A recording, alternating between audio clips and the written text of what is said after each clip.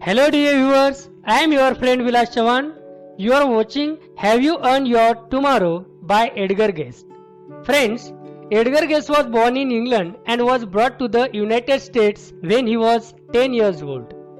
मित्रांनो, Edgar guest यांचा मुळात जन्म इंग्लंड येथे झाला, मात्र वयाच्या 10व्या वर्षी ते पुढील वास्तव्यासाठी युनायटेड स्टेट्स येथे शिफ्ट झाले, म्हणजेच अमेरिकेमध्ये गेले. He began his career as the poet at the age of 14. 14व्या वर्षी त्यांनी काव्यलेखनाला सुरुवात केली.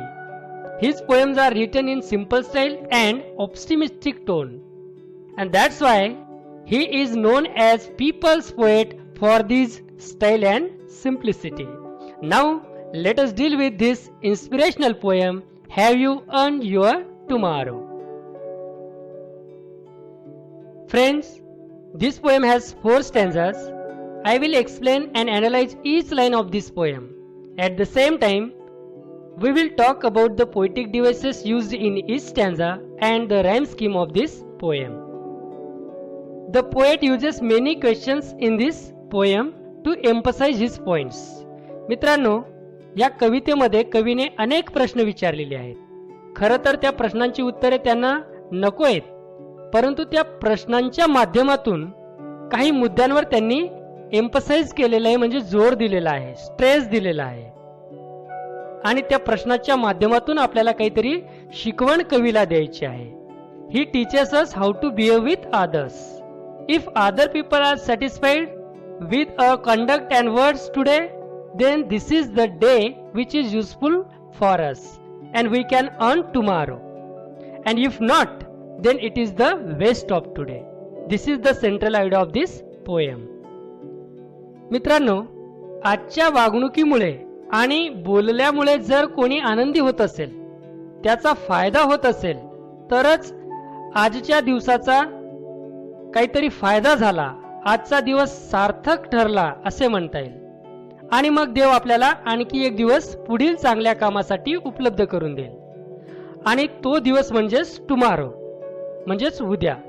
अन्यथा आजचा दिवस आपला निरर्थक ठरला, वाया गेला असे म्हणावे लागेल. Now let us study the present poem line by line. Is anybody happier because you passed his way? Does anyone remember that you spoke to him today? These are simple but thought-provoking questions. एखाद्याच्या रस्त्याने जात असताना कोणीतरी अधिक आनंदी झाला का? आपण त्या व्यक्तीशी बोललो हे त्याच्या आठवणीत राहील का? मित्रांनो, आता एखाद्या व्यक्तीला आनंद केव्हा होईल? जर आपण त्याला मदत केली, त्याच्याशी चांगल्या प्रकारे आपण बोललो, तर त्याला आनंद होईल. आपण जर प्रेमाने बोललो तरच ती व्यक्ती आपल्याला लक्षात ठेवेल, कारण चांगल्या माणसाला कोणीही लक्षात ठेवतो, त्याची आठवण काढतो.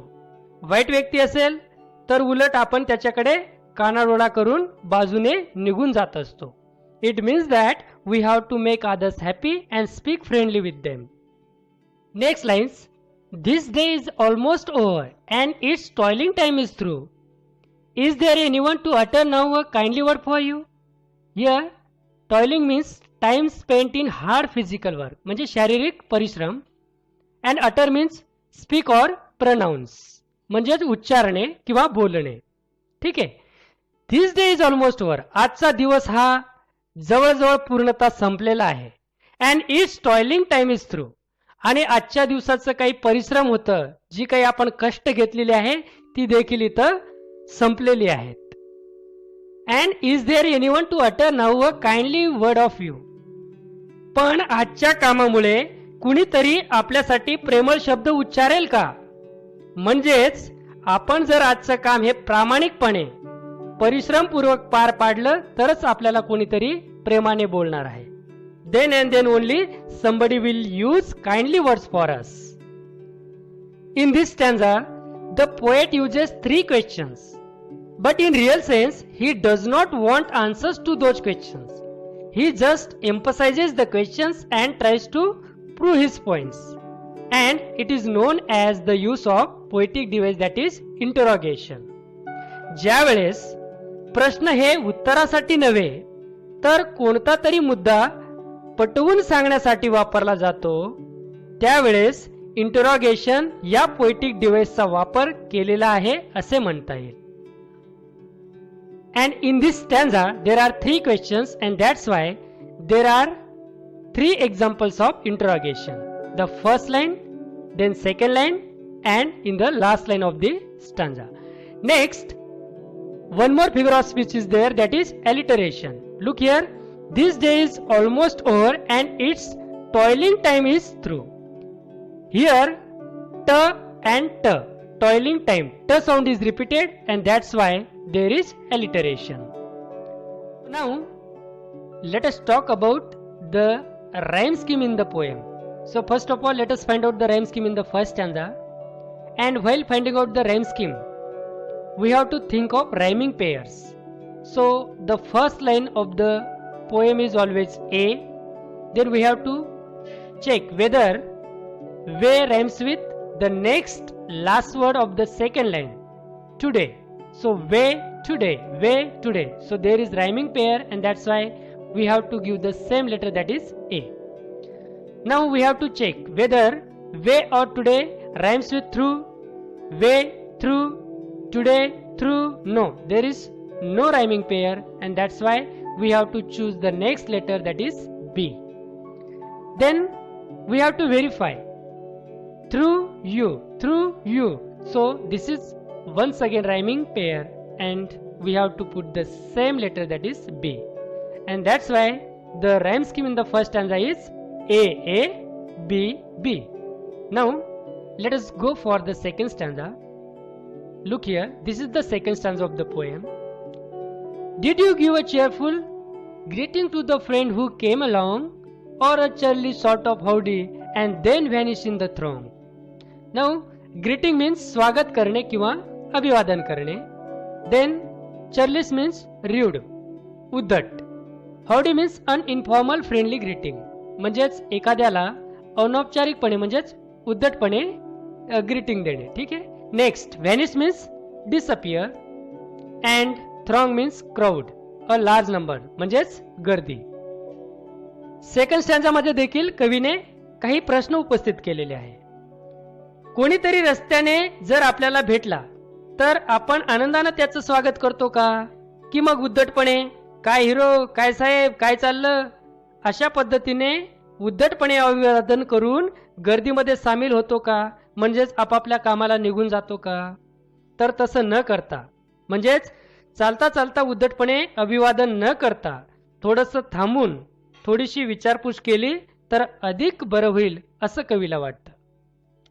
Next line, were you selfish pure and simple as you rust along the way. मग तुम्ही असे रस्त्याने पटकन निघून जाऊन पूर्ण स्वार्थीपणे वागतात की, or is someone mighty grateful for a deed you did today, की आजच्या आपल्या चांगल्या कृत्यामुळे कुणीतरी कृतज्ञ झाला का, कुणीतरी आपला आभार मानला का? जर आपल्या कामाबद्दल कुणीतरी कृतज्ञता व्यक्त केली तरच आजचा आपला दिवस सफल झाला, अन्यथा we don't deserve to get tomorrow. या स्टांजामध्ये देखील कवीने जी प्रश्न विचारलेले आहेत ती उत्तरासाठी नव्हे तर काही मुद्दा जो आहे त्यांना पटवून देण्यासाठी त्यांनी हे प्रश्न विचारलेले आहेत, आणि म्हणून इथे देखील पुन्हा इंटरोगेशन आहे in the first line, second line, and in the last line of this stanza. Then once again there is alliteration. Look here, selfish and simple, s sound is repeated, and that's why there is alliteration. मित्रांनो, आता आपण बघूया rhyme scheme. आता rhyme scheme ही संपूर्ण कवितेचीच rhyme scheme काढली जाते, मग ती कविता कितीही मोठी असो किंवा त्यात कितीही स्टँजाज असो. पण सपोज एखादी वेळेस जेव्हा आपण एखादा स्टँजा सेपरेटली स्टडीसाठी घेतला असेल तर मग प्रत्येक स्टँजाची सुरुवात आपण एने सुरुवात केली तरी काही हरकत नाही. मात्र इथे आपण पूर्ण कवितेची राईम स्कीम बघत आहोत. मग मागच्या स्टँजामध्ये आपण बघितलं ए ए बी बी अशी राईम स्कीम होती, आता त्याच्याच पुढे आपल्याला राईम स्कीम कंटिन्यू करावा लागेल. तर बघा सुरुवातीच्या ज्या 4 लाईन्स होत्या त्यांचं एंडिंग होतं वे टुडे, देन थ्रू आणि यू. आता पुन्हा आपल्याला बघावं लागेल की वे आणि टुडे अलॉंग आणि थ्रॉंगची राईम होतात का? नाही. आणि म्हणून पुन्हा पुढचा लेटर आपल्याला द्यावा लागेल C.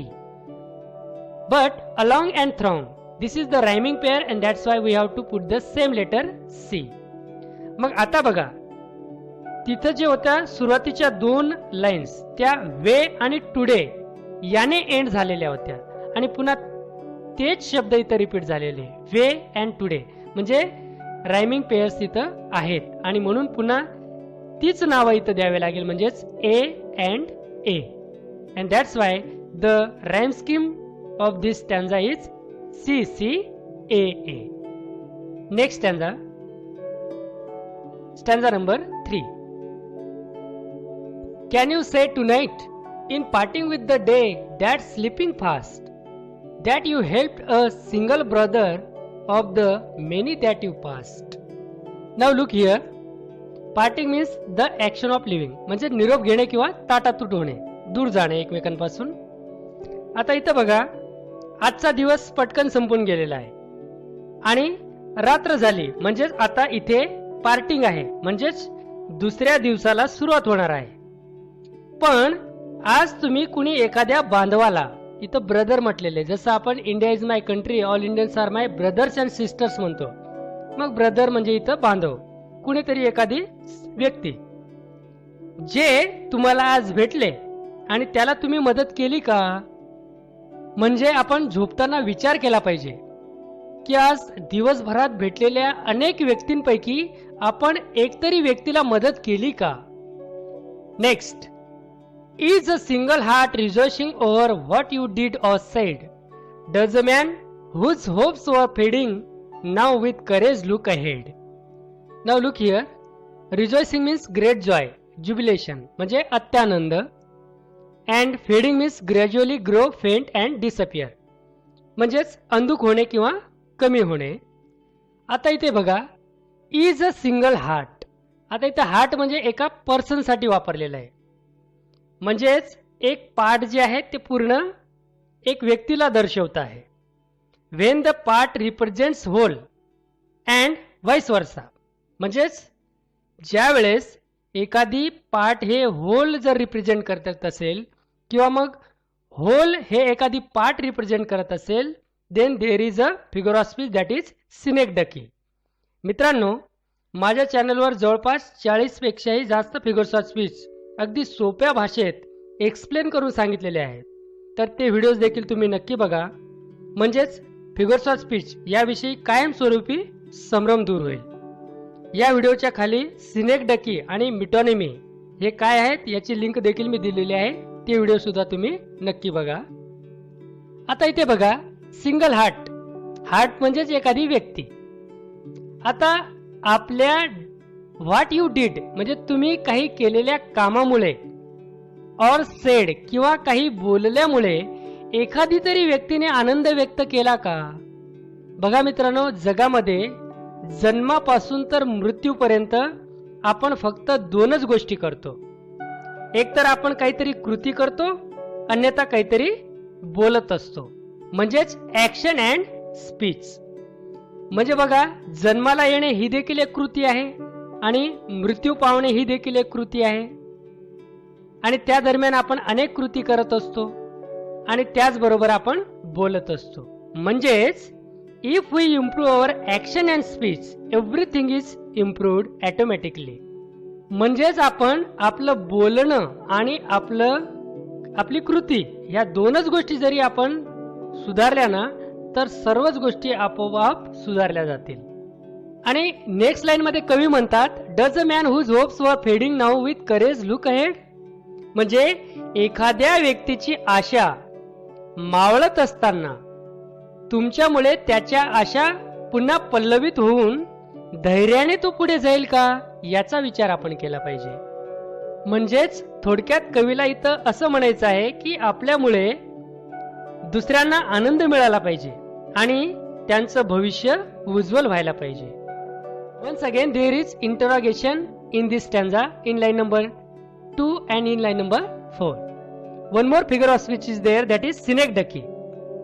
That is, heart represents the whole body or a person, and that's why there is synecdoche. Now rhyme scheme. Rhyme scheme is D D E E. Okay, आतापर्यंत मित्रांनो आपण बघितलंय राइम स्कीम. पहिल्या stanza मध्ये आहे A A B B, then second stanza C C A A, and here we found that D D E E. Now let us go ahead. This is the last stanza of the poem. Did you waste the day or lose it? Was it well or sorely spent? Did you leave a trail of kindness or a scar of discontent? Now look here. Sorely means to a very high degree or level of intensity. Then trail means a mark or a series of signs or objects left behind by the passage of someone or something, ज्याला आपण खुणा किंवा माग म्हणतो. Then scar, a mark left on the skin, म्हणजेच घट्टा किंवा मग जखमेची खूण. And discontent mean dissatisfied, म्हणजेच नैराश्य किंवा असमाधान. बघा, इथे कवी म्हणतायत की आजचा दिवस तुम्ही असाच वाया घालवला, की असाच गमावला, की मग उच्चतम प्रयत्नांनी तो चांगल्या पद्धतीने खर्च केला. पुढे कवी म्हणतायत की आज तुम्ही दयाळूपणाची खूण दुसऱ्यांसाठी सोडली, की कोणाला निराश करून जखमेची खूण सोडली. म्हणजेच तुम्ही दुसऱ्यांसाठी दयावान ठरलात की वेदनादायक ठरलात. Last two lines of the poem.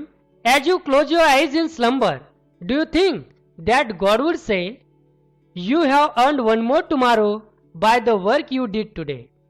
Here slumber means sleep, म्हणजेच झोप. आता इथे कवी म्हणतायत की तुम्हाला असं वाटतं का की डोळे बंद करून झोपी जाताना देव तुम्हाला म्हणेल की आपल्या चांगल्या कामामुळे, चांगल्या वागण्यामुळे उद्याचा दिवस तुम्ही पुन्हा कमवला आहे. म्हणजेच देव तुम्हाला आजच्या चांगल्या कृत्याचं पारितोषिक म्हणून उद्याचा दिवस बहाल करेल का? If so, then today you spent a nice day and will earn tomorrow. It means that our today's deeds will decide our tomorrow. The actions taken at present will shape our future. Now, even in the last stanza, there are 3 questions in line number 1, 2 and in 4th, and these are the examples of interrogation. So, look here, the rhyme scheme F, F, A, A, and the rhyme scheme of this whole poem is A, A, B, B, then C, C, A, A, then D, D, E, E, and finally F, F, A, A. In this way, we have studied this simple but motivational poem, which will certainly help us in life if we think deeply about it. Friends, if you like this video, subscribe my channel, like and share the videos, and don't forget to press the bell icon. Thank you for being with me. Thank you very much.